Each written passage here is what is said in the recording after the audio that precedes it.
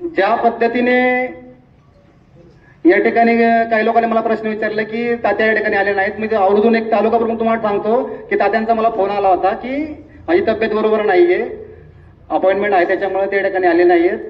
काही लोक असा गैरसमज करून घेतात. शिवसेना ही एक संघ आहे आणि येणाऱ्या निवडणुकामध्ये शिवसेना हे पूर्णपणे ताकदीने एक संघ सामोरं जाणार आहे.